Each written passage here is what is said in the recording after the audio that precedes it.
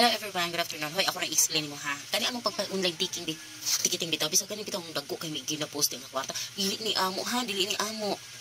Dili ni makaingon nga dato na kay mi dako kay mig income. Sige mi kasulod og kwarta ani among GCash wala in town. Joke lang. Pero tinuod jud nga. Kani bitaw ang among ticketing na ay mag-send sa amo ang dagko og kwarta nga among gi-post kana in town. Murag ang amo ana 100, 150 to 200 ra gyud. Depende na ha sa amo kuan sa mga kauban ako mga agent of services. Ang amo lang ani no kaning kwartahan nga among gipang-post dili jud ni amo Yan naman.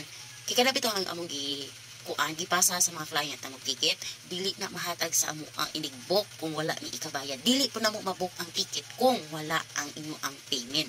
Ha? Dili po pwede utangon ang ticket. Di kay ingon dayon nga sunod semana, sunod bulan.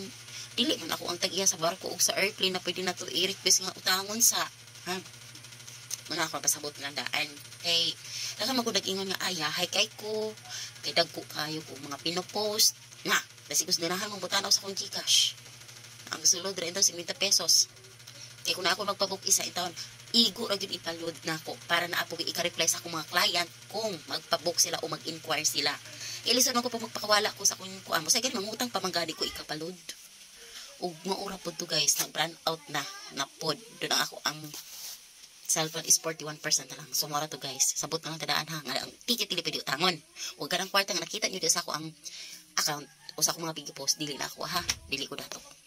Okay? Bye-bye.